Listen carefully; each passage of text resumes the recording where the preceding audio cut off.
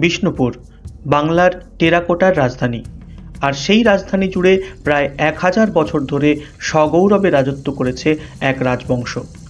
ইতিহাসের পাতায় মল্লভূম নামে পরিচিত এই বিষ্ণুপুরের যেদিকে তাকাবেন সেদিকেই কোনো না কোনো পোড়ামাটির সৌধ অপেক্ষা করবে আপনার জন্য এক রোমহর্ষক গল্প নিয়ে। আজকের এই পর্বে সেই ইতিহাসকে খুব কাছ থেকে ছুঁয়ে দেখতে ও চাক্ষুষ করতে বেরিয়ে পড়েছি আমি আপনাদের সঙ্গে নিয়ে। তাই সঙ্গে থাকুন আর দেখতে থাকুন আমার চ্যানেল সোলো ট্রাভেলার আকাশ।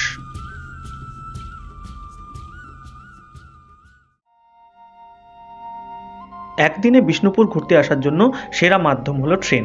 সাঁতরাগাছি স্টেশন থেকে সকাল 6:30টার রূপসী বাংলা এক্সপ্রেস অথবা সকাল 8টার আরণ্যক এক্সপ্রেসে চেপে বসুন। 9টা থেকে 10টার মধ্যে আপনি পৌঁছে যাবেন বিষ্ণুপুরে।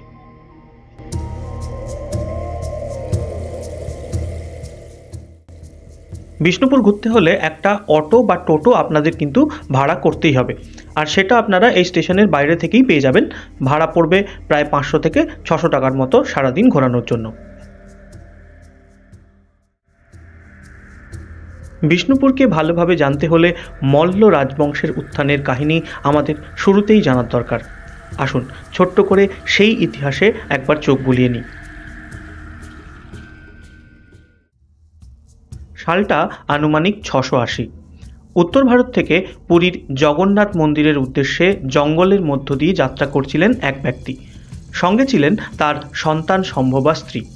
পথে লাউগ্রাম নামে একটি স্থানে জঙ্গলের মধ্যে তিনি স্ত্রীকে ফেলে চলে যান এবং সেখানেই এক পুত্র সন্তানের জন্ম দিয়ে তার স্ত্রীও মারা যান। পরে এক বাগদি মহিলা সেই শিশুকে তার নিজের কাছে এনে বড় করেন। বড় হয়ে শিশুটি হয়ে ওঠে এলাকার সব থেকে বড় কুস্তিগির। এই খবর যখন রাজার কানে পৌঁছায়, রাজা তাকে তার সেনাপতির আসনে বসান এবং তার বিক্রমে খুশি হয়ে লাউগ্রাম ও তার আশেপাশের এলাকা দান করেন। কুস্তি বা মল্লযুদ্ধে পারদর্শী ছিল বলে ছেলেটি নিজের নাম নেয় আদি মল্ল, আর সেই থেকেই শুরু হয় মল্লযুগ। 694 সাল থেকে ইংরেজদের বাংলায় আগমন পর্যন্ত অর্থাৎ প্রায় 1000 বছর রাজত্ব করেছিল এই বংশের প্রায় 56 জন রাজা, যাদের মধ্যে সর্বশ্রেষ্ঠ ছিলেন 49তম রাজা বীরহাম্বের, যার কৃতিত্বের নমুনা এই ভিডিওর পরদে পরদে আপনারা উপভোগ করবেন। আমি এখন দাঁড়িয়ে রয়েছি বিষ্ণুপুরের শ্রেষ্ঠ আকর্ষণগুলোর মধ্যে অন্যতম রাস মঞ্চের সামনে। চলুন টিকিটটা কেটে নিই।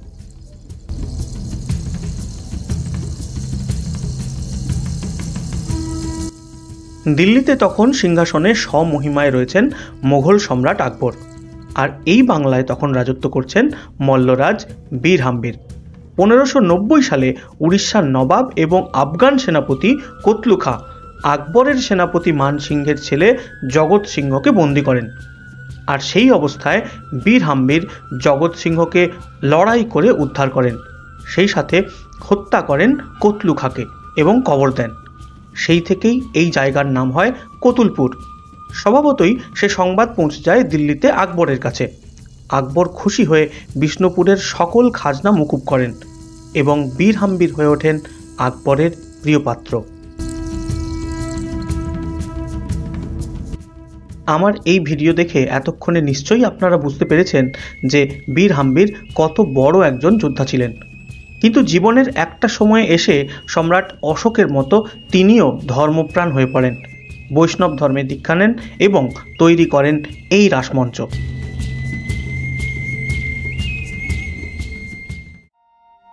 এই রাসমঞ্চের নির্মাণ শৈলীটা একটু ভালো করে দেখুন। একদম ওপরে যে চূড়োটা রয়েছে সেটা অনেকটা উল্টানো গামলা বা স্তূপ বা বৌদ্ধ শিল্পরীতি। আবার চূড়োটা তারপর খাঁজ কেটে কেটে যেটা নেমে গেছে সেটা পিরামিডের আকৃতি অর্থাৎ মিশরীয় শিল্পরীতি। আর তার নিচে দেখুন রয়েছে বাংলার দোচালা, চারচালা বা আটচালা ঘরের মতো স্টাইল, এবং তার নিচে যে খিলানগুলো রয়েছে সেগুলো কিন্তু ইসলামীয় শিল্পরীতি।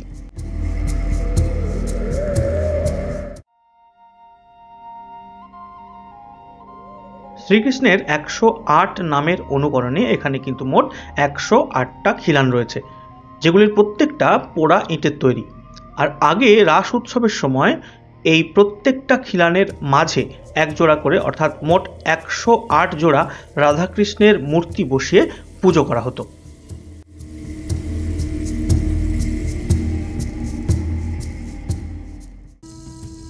বিষ্ণুপুরের ঢোকার মুখে এই যে দুটো তোরণ দেখতে পাচ্ছি আমরা, যার একটা হচ্ছে ছোট তোরণ আর একটা হলো বড় তোরণ। আর এই দুটি তোরণের মাঝে এই যে জায়গাটা, এখানে কিন্তু আগে একটা পরীক্ষা ছিল, যাতে সহজে শত্রুরা প্রবেশ করতে না পারত, এবং এই পরীক্ষাতে কিন্তু কুমির ছাড়া থাকতো বলে শোনা যায়।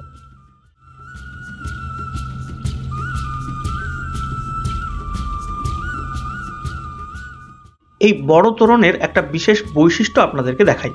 এই যে গর্তগুলো দেখছেন বাইরের দিকে, এই গর্তগুলো কিন্তু একদম সোজা নয়, একটু অ্যাঙ্গেল করে বানানো, যাতে ভেতর থেকে সহজে বাইরে নজর রাখা যায়, কিন্তু বাইরে থেকে গুলি করলে গুলিগুলো যেন সোজা ভেতরে প্রবেশ না করতে পারে, সেই জন্যে।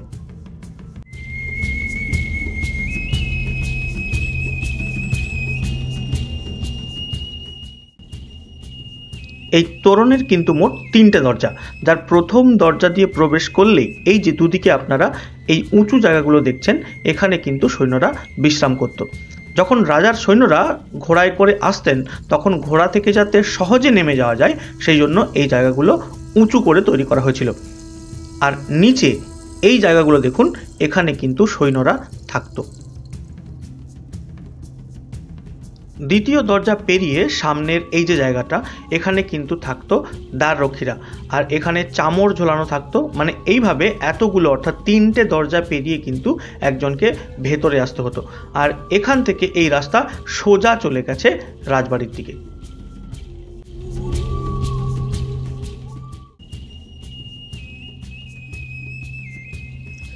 গড়দরজার ঠিক উল্টো দিকের এই যে উঁচু জায়গাটা, এটাকে বলা হয় মোর্চার পাড়। আর এখানকার একটা ওল্ড ট্র্যাডিশন এরকম রয়েছে যে দুর্গাপুজোর সময় অষ্টমী আর নবমীর সন্ধিক্ষণে এই টিলার ওপর থেকে 3টে তোপ ধ্বনি করা হয়। আর ঠিক তারপর থেকে কিন্তু সারা বিষ্ণুপুর জুড়ে সমস্ত জায়গায় নবমীর পুজো শুরু হয়।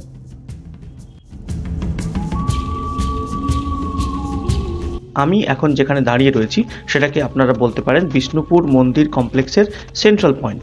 আর সামনে দেখুন রয়েছে লালজি মন্দির।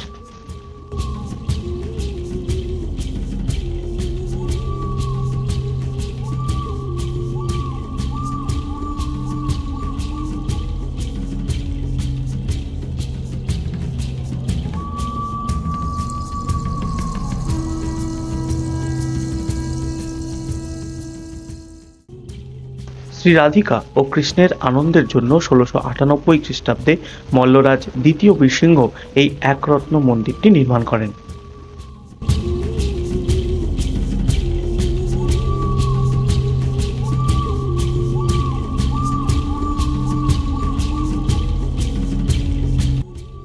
(1758 সাল) মল্লভূমির সিংহাসনে তখন ধর্মপ্রাণ রাজা শ্রী চৈতন্য সিংহ।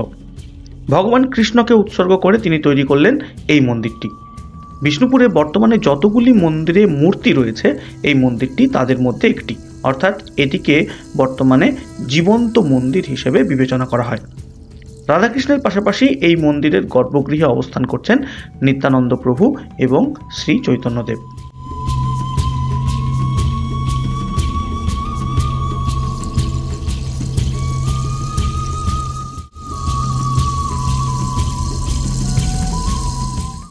দুটো খড়ের ঘর ঠিক পাশাপাশি রাখলে যেমনটা দেখতে লাগে, এই মন্দিরকে কিন্তু ঠিক সেরকম দেখতে, আর তাই এই মন্দিরের নাম জোড় বাংলা মন্দির। 1655 সালে মল্লরাজ দ্বিতীয় রঘুনাথ সিংহদেব এই মন্দিরটি তৈরি করেছিলেন। এই মন্দিরের গায়ে সূক্ষ্ম যে পোড়ামাটির কাজগুলো রয়েছে, সেগুলো দেখলে আপনার মুখ থেকে একটাই শব্দ বেরিয়ে আসবে, অবিশ্বাস্য।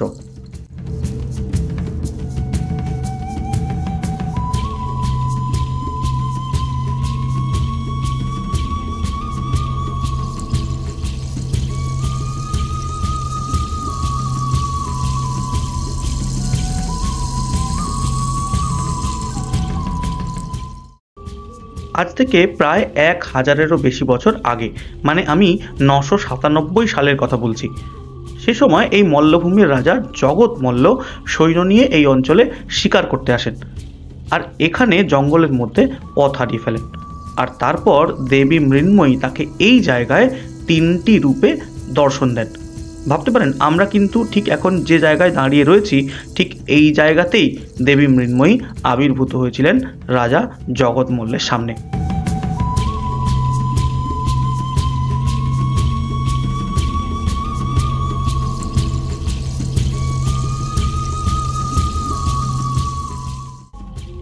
মন্দির চত্বর থেকে বেরিয়ে একটু সামনে এগিয়ে গেলেই আপনারা দেখতে পাবেন জগন্নাথ ও বলরাম দেউল।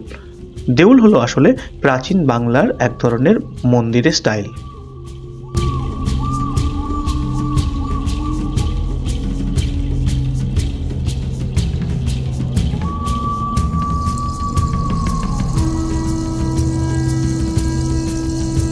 এই জলাশয়টি একসময় রাজবাড়ির জন্য ব্যবহৃত হতো। আর ঠিক ওই পারে আপনারা দেখতে পাবেন আজও দাঁড়িয়ে আছে রাজবাড়ির ভগ্ন ধ্বংসস্তূপ।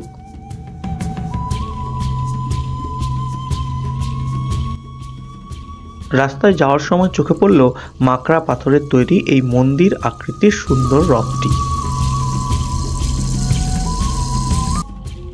বিষ্ণুপুর মূল মন্দির কমপ্লেক্স থেকে একটু দূরে অবস্থান করছেন মদনমোহন। কিন্তু জানেন কি, এই মদনমোহনের মূর্তি আসলে নকল।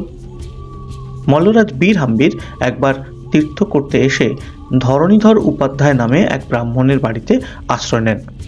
তাদের পারিবারিক দেবতা মদনমোহনের রূপে মুগ্ধ হয়ে তিনি নিজের পরিচয় গোপন করে সেই ব্রাহ্মণের চোখে ধুলো দিয়ে মদনমোহনকে নিয়ে ভোর রাতে চলে আসেন বিষ্ণুপুরে। সেই ব্রাহ্মণ পরবর্তীকালে বিষ্ণুপুরে এসে রাজা হাম্বিরকে চিনতে পারেন এবং অনুরোধ করেন তার গৃহদেবতাকে ফিরিয়ে দিতে, কিন্তু রাজি হননি বীর হাম্বির। শোনা যায় এরপর নাকি ব্রাহ্মণ স্বপ্নাদেশ পান যে মদনমোহন আর ফিরবে না। এরপর তিনি খুব কষ্ট পেয়েছিলেন এবং অভিশাপ দিয়েছিলেন যে ঠিক যেভাবে মদনমোহনের মূর্তিকে বিষ্ণুপুরে চুরি করে আনা হয়েছে ঠিক সেভাবে এই মূর্তিও বিষ্ণুপুর ছেড়ে চলে যাবে। এই বলেই পুরোহিত নদীতে ঝাঁপ দিয়ে আত্মহত্যা করেন। পরে 1694 সালে দুর্জন সিংহ তৈরি করেন এই মন্দির। ভাস্কর পণ্ডিতের নেতৃত্বে মারাঠারা 1742 সালে বিষ্ণুপুর আক্রমণ করেন। কথিত আছে সেই সময় স্বয়ং মদনমোহন কামান দেখে বিষ্ণুপুরকে রক্ষা করেন। এরপর মল্ল রাজা চৈতন্য সিংহ ইংরেজদেরকে কর দিতে অসমর্থ হওয়ায় এই মূর্তি বন্ধক রাখেন গোকুল মিত্র নামে এক ব্যক্তির কাছে। আর তারপর থেকে এই মূর্তি আর কখনো ফিরে আসেনি। এখন সেই মূর্তি পুজো পায় কলকাতার বাগবাজারের গোকুল মিত্রের বাড়িতে। আর বিষ্ণুপুরে আনা হয় নকল মদনমোহন মন্দির। কিন্তু সেই মূর্তিও একটা সময় চুরি হয়ে যায়। তারপর তার জায়গায় আসে আর একটা নকল মূর্তি। কাজেই এখন বিষ্ণুপুরে যেটা রয়েছে সেটা হলো মদনমোহনের নকলের নকল মূর্তি। আর এভাবেই ব্রাহ্মণের অভিশাপ সত্যি করে বিষ্ণুপুর ছাড়া হন মদনমোহনজি।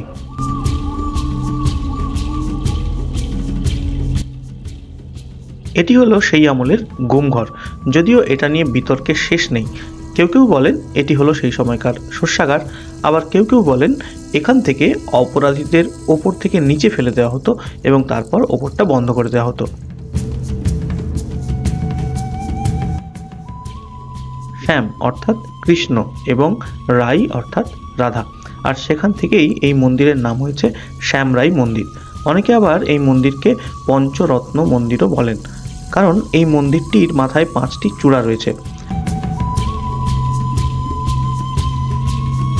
1643 সালে এই মন্দিরটি তৈরি করেছিলেন মল্লরাজ বীর হাম্বিরের পুত্র রঘুনাথ সিংহ। আর এই সিংহ পদবী কিন্তু আসলে ওনাদের একটা উপাধি, যেটা মোগল দরবার থেকে ওনারা পেয়েছিলেন।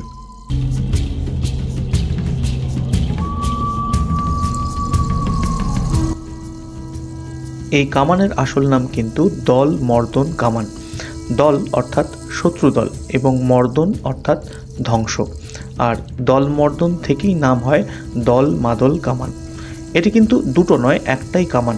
বিশাল মল্লরাজ্যকে রক্ষা করার জন্য মল্লরাজ বীর হাম্বির 1587 সালে এটি তৈরি করিয়েছিলেন। এটির ওজন প্রায় 296 মণ এবং লম্বায় প্রায় 12 ফুট। আর এটি তৈরি করেছিলেন বাংলাদেশের কারিগর জগন্নাথ কর্মকার। মোট খরচ হয়েছিল প্রায় 1,25,000 টাকা।